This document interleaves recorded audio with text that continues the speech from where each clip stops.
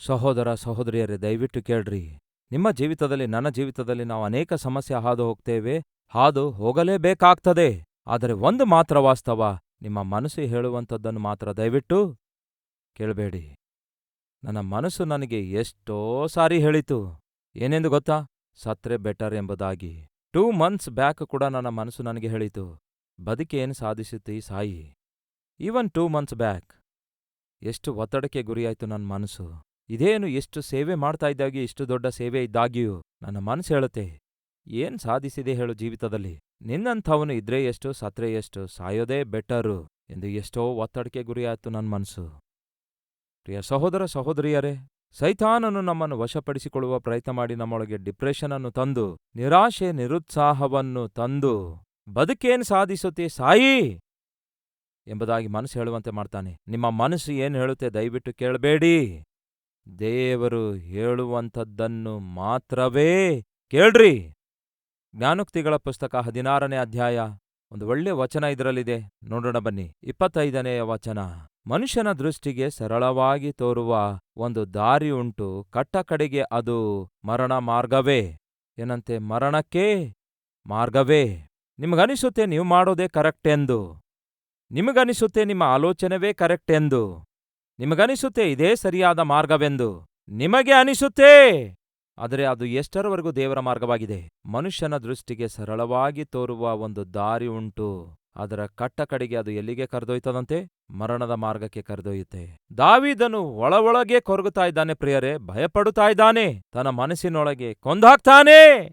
ಸೌಲನು ಒಂದಲ್ಲ ಒಂದು ದಿನ ನನ್ನನ್ನು ಕೊಂದಾಕುತ್ತಾನೆ ಎಂಬ ಭಯವು ದಾವೀದನಿಗೆ ಆವರಿಸಿತು. ಸಾಯಿಸಿ ಬಿಡ್ತಾನೆ.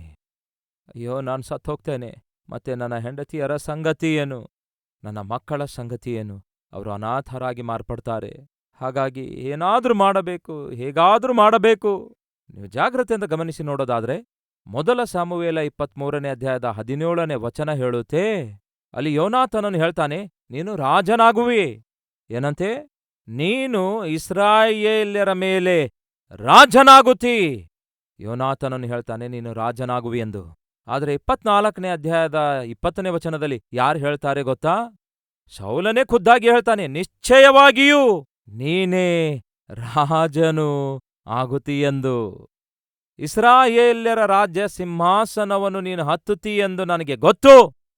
ಸೌಲನು ಹೇಳಿದ ಪ್ರಿಯರೇ, ಯಾರಿಗೆ? ದಾವೀದನಿಗೆ. ಅಬಿಗೈಲಳು ಹೇಳ್ತಾಳೆ 25ನೇ ಅಧ್ಯಾಯ 30-31ನೇ ವಚನದಲ್ಲಿ. ಅಬಿಗೈಲಳು ಕೂಡ ಹೇಳ್ತಾಳೆ, ನಿಶ್ಚಯವಾಗಿಯೂ ಈ ರಾಜ್ಯವು ನಿನ್ನ ಕೈಗೆ ಒಪ್ಪಿಸಿಕೊಡಲ್ಪಡುತ್ತೆ. ಯೋನಾಥನನು ಹೇಳ್ತಾನೆ ನೀನು ರಾಜನಾಗುವೆ ಎಂದು, ಅಬಿಗೈಲಳು ಹೇಳ್ತಾಳೆ ನೀನು ರಾಜನಾಗುವೆ ಎಂದು. ಅವನನ್ನು ಕೊಲ್ಲುವ ಪ್ರಯತ್ನ ಮಾಡುವ ಸೌಲನು ಹೇಳ್ತಾನೆ ನೀನು ರಾಜನಾಗುವೆ ಎಂದು. ಸಮುವೇಲನು ಕೂಡ ಅಭಿಷೇಕಿಸಿ, ಇಸ್ರಾಯೇಲ್ ದೇಶದ ಮೇಲೆ ದೇವರು ನಿನ್ನನ್ನು ರಾಜನನ್ನಾಗಿ ನೇಮಿಸಿದ್ದಾರೆ ಎಂದು ಹೇಳುತ್ತಾನೆ. ಸಾಕ್ಷಾತ್ ದೇವರೇ ಹೇಳ್ತಾರೆ ನೀನು ರಾಜನಾಗುತ್ತಿ ಎಂದು. ಶತ್ರುವಾದ ಸೌಲನು ಕೂಡ ಹೇಳ್ತಾನೆ ನೀನು ರಾಜನಾಗುವಿ ಎಂದು. ಆ ಸೌಲನ ಮಗನಾದ ಯೋನಾಥನನು ಹೇಳ್ತಾನೆ ನೀನು ರಾಜನಾಗುವಿ ಎಂದು. ಇಷ್ಟು ಜನ ಹೇಳಿದ್ರು ಕೂಡ ಅದೇನೋ ದಾವೀದನಿಗೆ ನಂಬಿಕೆ ಉಂಟಾಗಿಲ್ಲ ಪ್ರಿಯರೇ. ಸತ್ತೋಗ್ತೇನೆ ನಾನು, ಸಾಯಿಸಿಬಿಡುತ್ತಾನೆ ಸೌಲು ನನ್ನನ್ನು ಎಂಬುದಾಗಿ ಭಯಪಟ್ಟ ಪ್ರಿಯರೇ. ಅವಾಗ ಅವನ ಮನಸ್ಸು ಅವನಿಗೆ ಹೇಳಿದ್ದೇನೆಂದರೆ, ಮೊದಲನೇ ಸಾಮುವೇಲ ಪುಸ್ತಕ 27ನೇಯ ಅಧ್ಯಾಯ, ಅಲ್ಲಿ ಅವನ ಮನಸ್ಸು ಹೇಳಿದ್ದೇನೆಂದರೆ, ಹೊರಟೋಗೋಣ, ಹೋಗ್ಬಿಡೋಣ, ಈ ದೇಶವನ್ನೇ ಬಿಟ್ಟು ಹೊರಟೋಗೋಣ. ಯಾವ ದೇಶವನ್ನು ಬಿಟ್ಟು? ಯಾವ ದೇಶದ ಮೇಲೆ ದಾವೀದನು ರಾಜನಾಗಬೇಕಾಗಿತ್ತೋ ಆ ದೇಶವನ್ನೇ ಬಿಟ್ಟು ಹೊರಟು ಹೋಗೋಣ ಅನ್ನುತ್ತಾನೆ. ಆಯ್ತು ಸರಿ ದಾವೀದನೇ, ಎಲ್ಲಿಗೆ ಹೋಗೋಣ ಅನ್ನುತ್ತಿ? ಒಂದಲ್ಲ ಒಂದು ದೇಶಕ್ಕಂತೂ ಹೋಗ್ತೇನೆ. ಸರಿ, ಎಲ್ಲಿಗೆ ಹೋಗುತ್ತಿ? ನನ್ನ ಹತ್ತಿರದಲ್ಲಿ ಒಂದು ದೇಶ ಕಾಣಿಸ್ತಿದೆ ನನಗೆ. ಯಾವ ದೇಶ ಕಾಣಿಸ್ತಿದೆ?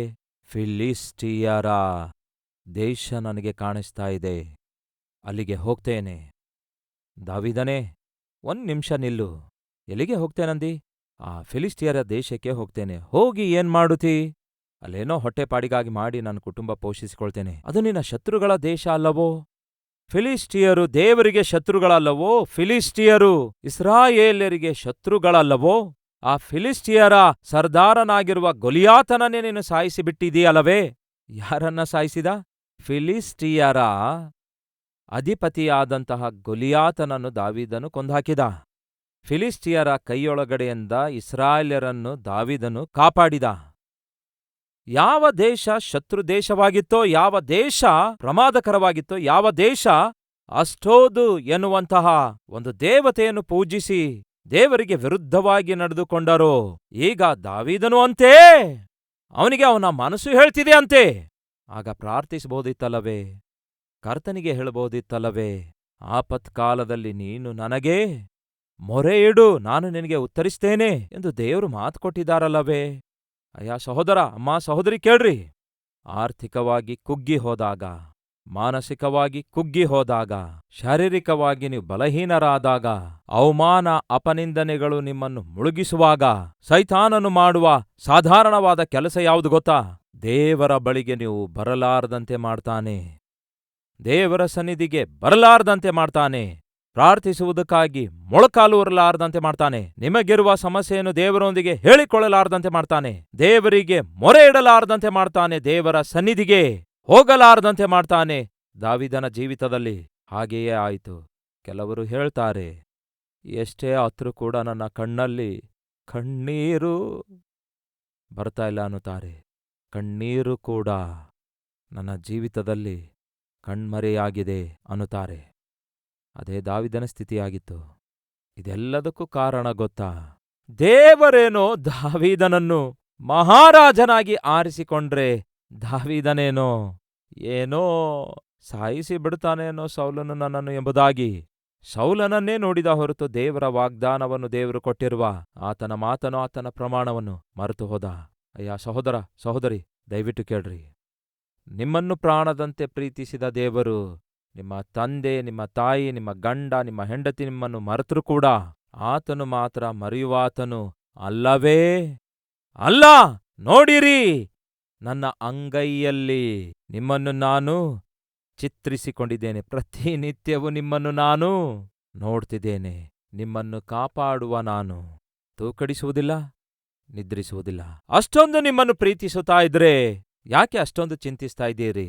ಯಾಕೆ ಅಷ್ಟೊಂದು ಭಯಪಡ್ತಾ ಇದ್ದೀರಿ? ಯಾಕೆ ಅಷ್ಟೊಂದು ಕುಗ್ಗಿ ಹೋಗ್ತಾ ಇದ್ದೀರಿ? ಡಿಪ್ರೆಷನ್ಗೆ ಒಳಗಾಗ್ತಾ ಇದ್ದೀರಿ?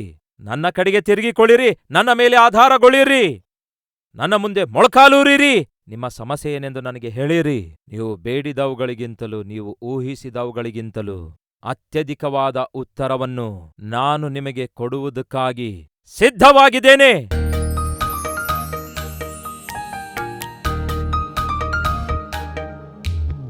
ಮಹಾಪರಿಶುದ್ಧನಾದ ಪ್ರೀತಿಯುಳ್ಳ ಪ್ರಿಯ ಪರಲೋಕದ ತಂದೆಯೇ, ದಾವೀದನಿಗೆ ಸಮಸ್ಯೆಗಳು ಬಂದಾಗ, ಪರಿಸ್ಥಿತಿಗಳು ತಲೆ ಕೆಳಗಾದಾಗ, ದಾವೀದನು ನಿಮ್ಮ ಕಡೆಗೆ ತಿರುಗುವುದರ ಬದಲಿಗೆ ಫಿಲಿಷ್ಟಿಯರ ರಾಜನನ್ನು ಆಶ್ರಯಿಸಿದ.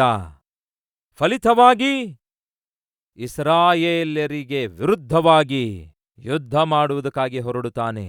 ಅಯ್ಯೋ, ಇದು ಬಹಳ ಅವಮಾನ.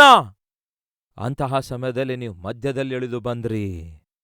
ದಾವೀದನು ಯೋಚಿಸಿ ತೆಗೆದುಕೊಂಡಿರುವ ತಪ್ಪು ನಿರ್ಣಯದ ನಿಮಿತ್ತ ಸಮಸ್ತವನ್ನು ಕಳೆದುಕೊಂಡಾಗ, ಅಳುತ್ತಾ ಕಣ್ಣೀರು ಸುರಿಸುತ್ತಾ ನಿಮ್ಮ ಕಡೆಗೆ ತಿರುಗಿಕೊಂಡಾಗ, ದಾವೀದನನ್ನು ಕನಿಕರಿಸಿದ್ರಿ, ದಾವೀದನನ್ನು ಕ್ಷಮಿಸಿದ್ರಿ.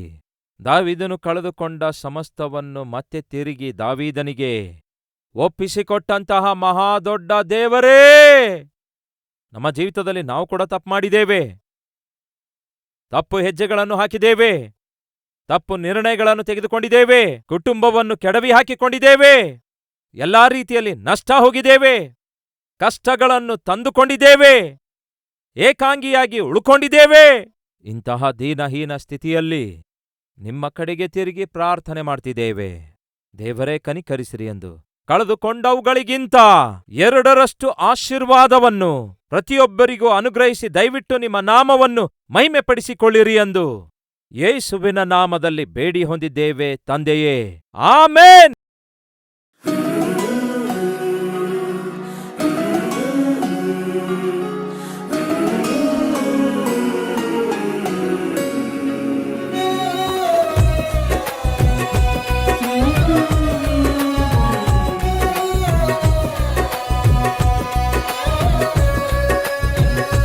ಸಾರಿದ ಸಂದೇಶ ನಿಮಗೆ ಆಶೀರ್ವಾದಕರವಾಗಿರುವುದಾದರೆ ಲೈಕ್ ಮಾಡಿರಿ. ಇಂಥ ಅದ್ಭುತವಾದ ಸಂದೇಶಗಳನ್ನು ಪ್ರತಿದಿನ ನೋಡಲು ಆಶಿಸುತ್ತಾ ಇದ್ದೀರಾ? ಹಾಗಾದರೆ ಸಬ್ಸ್ಕ್ರೈಬ್ ಮಾಡಿ, ಹಾಗೆಯೇ ಬೆಲ್ ಐಕಾನ್ ಕ್ಲಿಕ್ ಮಾಡಿ, ಅನೇಕರಿಗೆ ಈ ಸಂದೇಶವನ್ನು ಶೇರ್ ಮಾಡುವ ಪ್ರಯತ್ನ ಮಾಡಿ.